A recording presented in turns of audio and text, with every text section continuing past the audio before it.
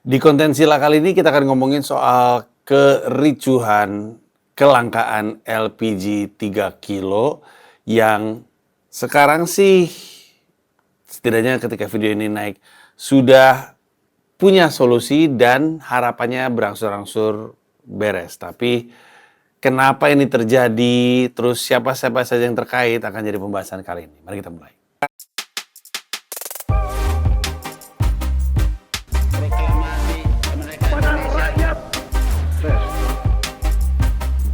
Kalau emang lu bener meninggalkan duduk dialog sama Oke, ngingetin sekali lagi bahwa Mensreya 7 kota udah habis. Siap-siap ya. Gue udah siap untuk manggung ke sana. Jadi penontonnya yang di kota Bogor, Bandung, Semarang, Jogja, Surabaya, Denpasar, Balikpapan, siap-siap untuk ketemu gue. Tiket udah habis, nggak ada tambahan lagi. Nah, untuk Medan, Makassar, dan Palembang ada tiket, dan kota-kota yang udah nggak punya diamondnya dibuka lagi. Ada kesempatan juga untuk upgrade tiket. Jadi misalkan lu tadi mau beli diamond, tapi habis terus lu beli yang lain. Sekarang diamond buka kan, lalu bisa upgrade tuh tiketnya. Informasinya ada di website mensreya.id. Dan untuk yang Jakarta masih tersisa di kelas Sapphire, itu di tribun tapi tegak lurus panggung, masih bisa disikat. Dan nanti semua kategori tiket Mensreya Jakarta akan kembali dibuka di tanggal 10 Mei di periode harga normal. Tapi tentunya harganya lebih mahal daripada yang sekarang. Harga tiket live streaming udah diumumkan dan penjualan tiket live streaming tanggal 10 Mei juga di mensreya.id. Oke. Internet ricuh gara-gara kelangkaan LPG 3 kilo. Semuanya susah nyari LPG 3 kilo. Biasa pergi ke tempat mereka beli. Tempat mereka beli, si pengecernya juga bilang, gue juga nggak ada. Bingung nih informasinya. Di tengah-tengah keriuhan ini, di tengah-tengah kelangkaan ini, sebenarnya enggak kok, nggak langka kata pemerintah. Ternyata Kementerian SDM dengan Pak Bahlil sebagai menteri itu melarang Pertamina untuk distribusi ke pengecer karena di pengecer harganya dibedain. Dan harganya bisa jauh, harganya bisa 4.000, 5.000 bedanya. Sebenarnya pikir-pikir, ya mau dibilang jahat, tapi namanya juga usaha. Tapi kalau dibilang usaha, kenapa marginnya beda-beda dan jauh-jauh? Maksudnya perbedaannya beda-beda gitu. Terus dikhawatirkan kan ada yang menimbun. Sehingga lagi-lagi jadi langka juga, langka beneran, tapi langka di sisi pengecernya karena ada yang nimbun itu tadi, sehingga harganya melambung. Karena masyarakat mau nggak mau harus punya gas untuk masak, sehingga mereka mau nggak mau mesti bayar harga yang tinggi tersebut. Nah, jadi berangkat dari permasalahan harga jual yang beda ketika di pengecer, pemerintah punya inisiatif untuk melarang Pertamina ke pengecer, masyarakat harus beli langsung ke distributornya, langsung ke Pertamina. Gue nggak tahu lo tahu atau enggak, bahwa di Pertamina kan juga jualan gas. Lo bisa beli gas 3 kilo di Pertamina dan harganya beda dengan yang ada di pengecer, lebih murah. Nah, yang jadi permasalahan adalah informasi ini tuh ternyata nggak jelas. Ketika muncul informasi bahwa lu bisa beli LPG 3 kilo langsung di supplier, langsung di distributornya, terjadi antrian. Dan dari antrian tersebut ada seorang nenek yang usianya 60-an, 62 kalau nggak salah, meninggal dunia. Nenek ini jalan 1 kiloan untuk beli 2 tabung hijau itu, tabung LPG 3 kiloan itu, ngantri, dapat, jalan balik, meninggal. Nah, meninggalnya nenek ini membuat semakin ramai dunia maya. Tentu ada 2 versi. Ada versi yang menyalahkan pemerintah karena nenek-nenek ini sampai kecapean, meninggal akibat mesti ngantri. Dan dari informasi, enggak kok, itu bukan karena kecapean ngantri, meninggalnya juga nggak di lokasi ngantrinya, emang neneknya tua aja gitu karena lebihnya. Lalu pada akhirnya Pak Bahlil muncul dan memberi klarifikasi, dan dalam klarifikasinya Pak Bahlil ada videonya dibentak sama warga. Bapak mikir dikit dong kalau bikin kebijakan. Anak saya lapar nih Pak, ini bukan masalah kelangkaan dan segala macam. Anak saya lapar, ini makan gimana? Bapak mikir dong kalau bikin kebijakan gitu kurang lebihnya. Terus Bahlil, iya, oke, udah tenang. Terus gitu Bahlil nengok lagi ke arah wartawan, gimana tuh Pak? Terus kata Bahlil, ya nggak apa-apa, saya justru turun ke lapangan karena pengen dengar suara langsung dari masyarakat. Masyarakat protes, ya kita dengarkan supaya kita bisa lebih baik lagi. You know, usual stuff as a politician. Nah, Bahlil juga kemudian rapat dengan DPR dan rapatnya cukup sengit, diinterupsi berkali-kali, tapi dijelaskan sama Bahlil. Nah, pada akhirnya Wakil Ketua DPR, Pak Sufmi Dasko, yang juga adalah Ketua Harian DPP Gerindra, itu mengumumkan bahwa Presiden Prabowo sudah menghubungi Pak Bahlil dan menginformasikan bahwa sekarang sudah diizinkan kembali pengecer menjual LPG 3 kilo sehingga distribusinya jalan, diharapkan. Nah, belakangan Pak Bahlil bilang dalam 1-2 hari ini sudah beres. Nah, Pak Bahlil juga bilang bahwa udah bisa lagi dijual ke eceran dan dia akan usahakan supaya pengecer ini jadi sub pangkalan. Ini kemudian dilanjutkan dengan pernyataan ada beberapa nggak mau dijadiin pangkalan. Kenapa tuh? Kita patut curiga sebagai indikasi bahwa memang dari awalnya inisiatif ini terjadi ada untuk memastikan nggak ada perbedaan harga yang terlalu jauh antara harga yang sesungguhnya, harga yang sebenarnya datang dari Pertamina dengan harga yang ada di pengecer. Tapi sekali lagi, namanya juga pengecer, namanya juga pedagang, mereka hidup dari margin. Nah, tentu akan jadi perdebatan marginnya berapa? 1.000, 2.000, 5.000. Akan jadi perdebatan.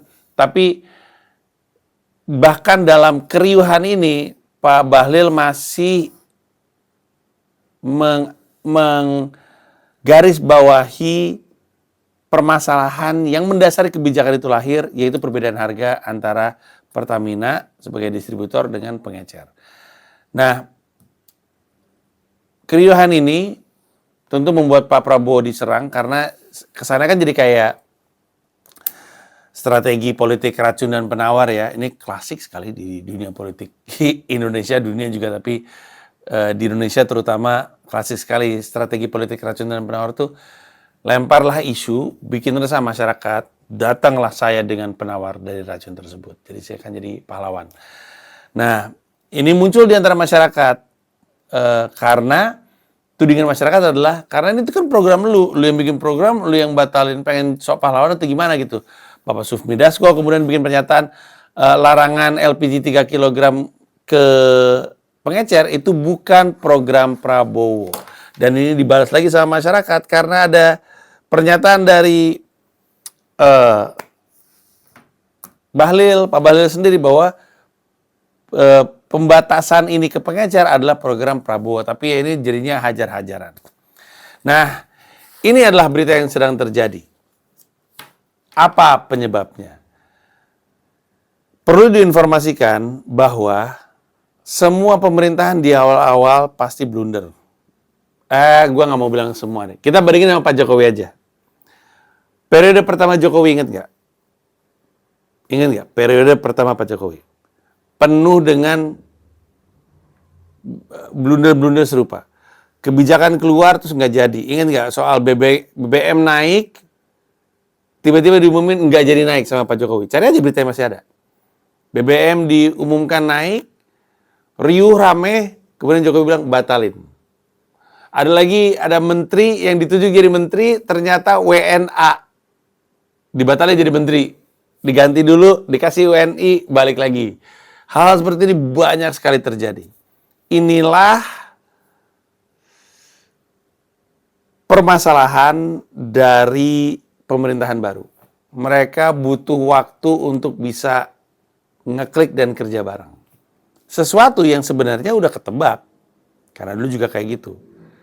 Saking ketebak kayak jadi pertanyaan. Kalau udah tahu di awal pemerintahan bakal ribet, kenapa lu mulai pemerintahan baru lu ini dengan kementerian yang terlalu banyak? Kementerian yang ada aja miskomunikasi sering, sekarang lu bikin kementerian lagi, tambahan lagi. Wah. Tapi itulah, ini masalah miskomunikasi. Karena secara objektif, bisakah kita menilai niat baik dari program tersebut? Bisa. Mudah sekali untuk kita menilai. Pemerintah cuma pengen harganya nggak berbeda jauh.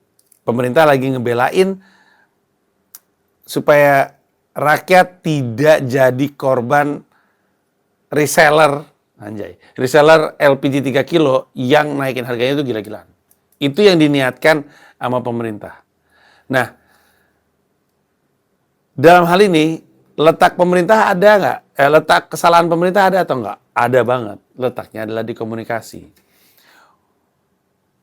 Sampai-sampai, menurut gue, sulit sekali untuk ngebela pemerintahannya Prabowo terkait nenek yang meninggal.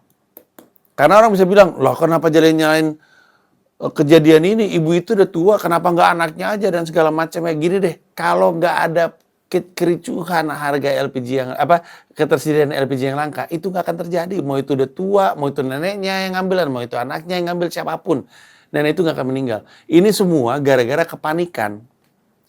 Panik itu diciptakan karena ketidakbecusan komunikasi pemerintah, dalam hal ini Kementerian SDM, Pertamina, kepada publik. Makanya kan akhirnya DPR manggil Pertamina dan Kementerian SDM untuk, ada apaan sih, kenapa jadi kayak gini gitu. Jadi apapun usaha yang lagi pengen digembar-gemborkan, bahwa nenek ini meninggal karena udah tua, karena sakit, karena keadaan, tidak meninggal di situ, sehingga mau lepas tangan, itu percuma. Jujur-jujuran aja. Kalau bukan karena kepanikan ini, nenek itu nggak akan keluar dan nggak akan memaksakan dirinya jalan dalam kondisi capek. Terlepas dari apakah dia bisa ngutus anaknya dan segala macam, kita nggak tahu. Kalau nggak ada anak, suaminya sakit, kakinya buntung, apapun lah, sehingga harus dia yang keluar kan. Nah, yang jadi permasalahan adalah kepanikan yang tercipta karena komunikasi yang tidak jelas ini. Jelas, salahnya salah pemerintah. Meninggalnya nenek itu bisa dihindari seandainya tidak ada kepanikan atas kelangkaan ini. Gue ngeliat ada video pick up bawa LPG 3 kilo dikejar warga. Semua pada pengen, gimana, nggak bisa masak, nggak bisa makan. Kalaupun mereka cuma punya mie, kalaupun mereka cuma punya beras, gimana masaknya, nggak ada gas.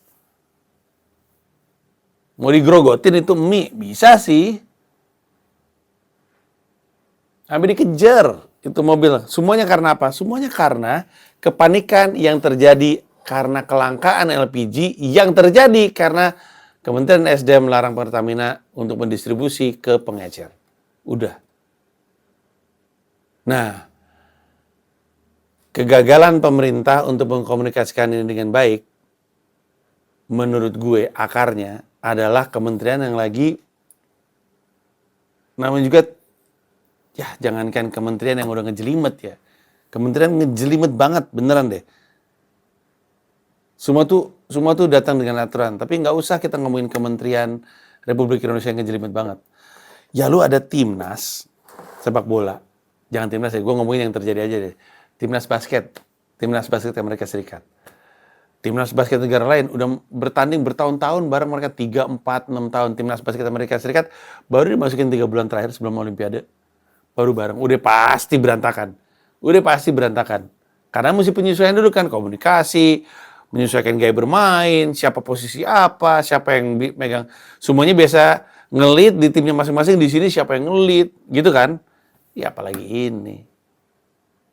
Nah tapi kan miskomunikasi itu jadi bisa lebih minim lagi sekiranya kementeriannya emang nggak ribet kayak sekarang.